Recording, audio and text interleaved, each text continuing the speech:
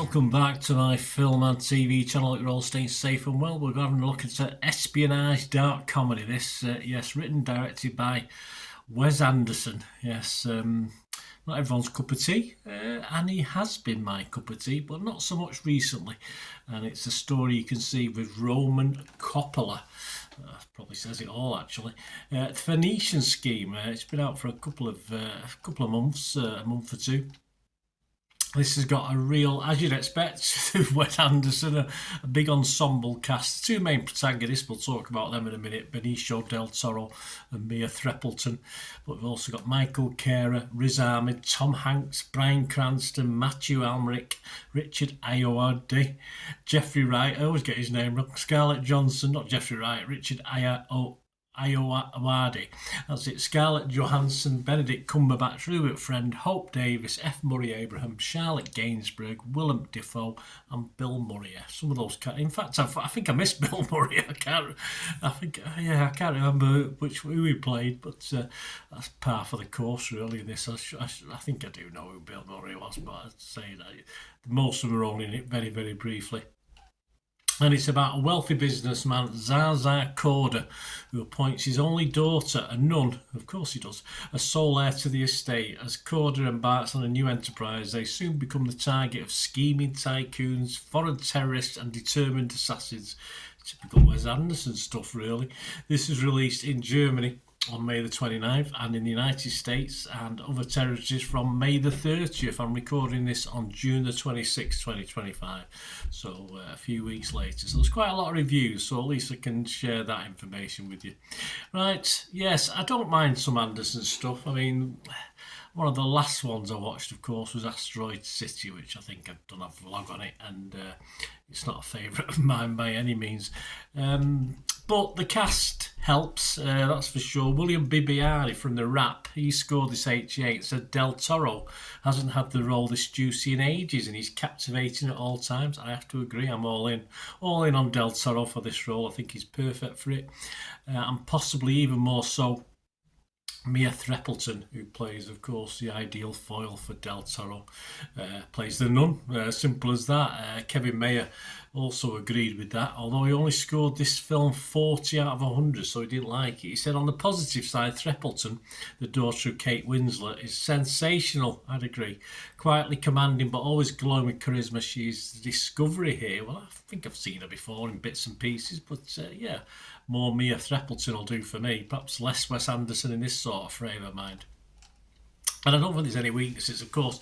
You can't say there's any weaknesses in a cast like this. Like all those names I've mentioned, even sort of the bigger, lesser-known names do a pretty good job. And unlike Asteroid City, I did at least enjoy some of this absurd storytelling in this, although as I've appreciated earlier versions of Wes Anderson a lot more than this, but I think he's anyway, we'll talk about that in a minute. It's not something though I would really watch again, in fairness. There's a lot of films I would watch more than once. I'd go and watch them, then watch them with someone else, but I don't think I could sit through this again, in fairness. Amy Nicholson from the LA Times scored it 90. I think she'd sit through it again. She said, Anderson's managed to build yet another dazzler, a shrine to his own ambition and craft, and while it sometimes feels a bit drafty in the corners, the accomplishment itself is plenty.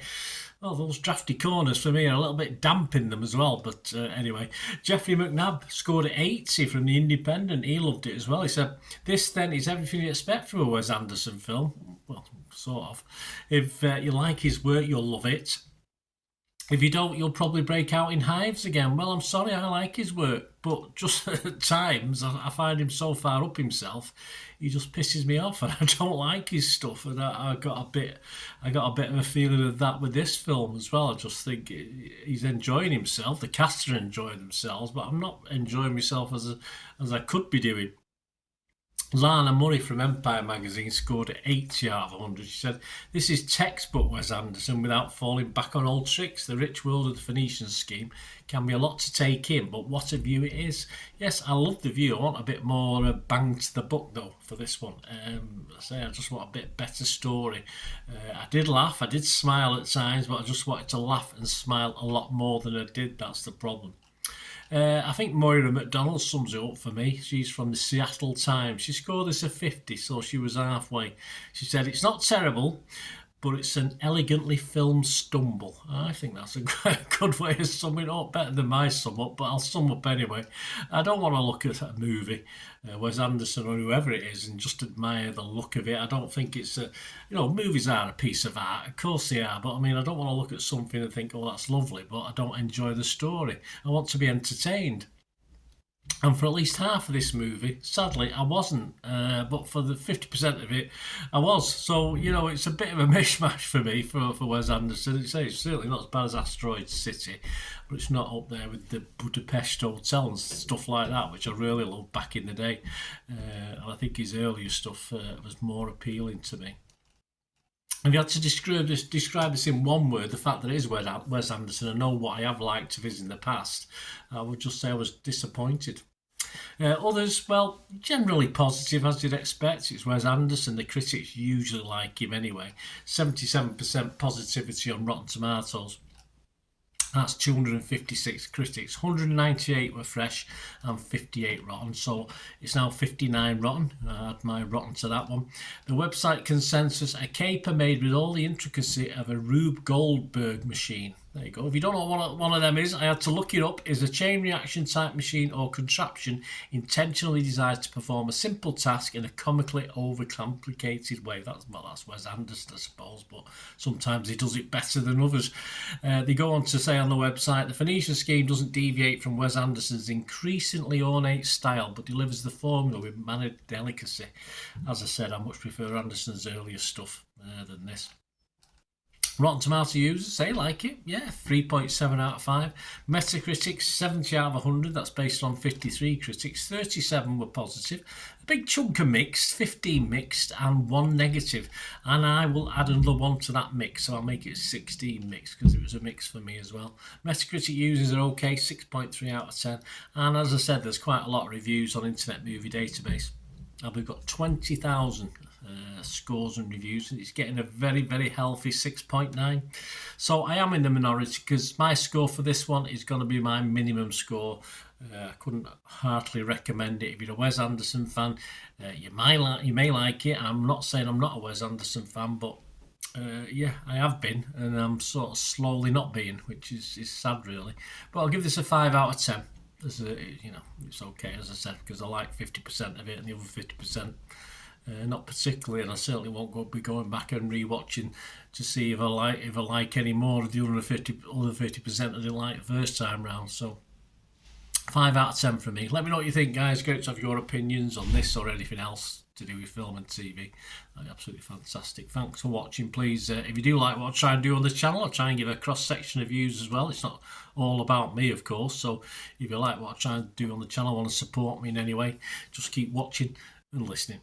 To help me out, guys, if you watch the ads, if the ads on this YouTube ads, that helps in a very little way, but it all helps. It all, watch the pennies and pounds look after themselves, they say, don't they? Or the pennies or the 10p's look after themselves. But if you watch the ads or follow the links on the ads as well, that's always a nice way to support the channel. If you sort of hang on for it, I've done that. I watched other people's and followed the ads, just something I fancied, which does happen from time to time.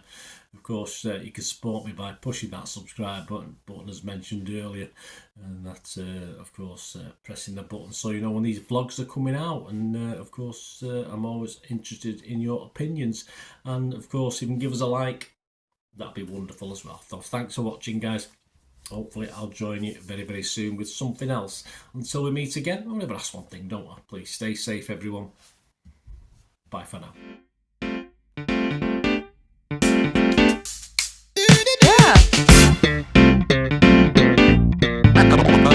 Yeah.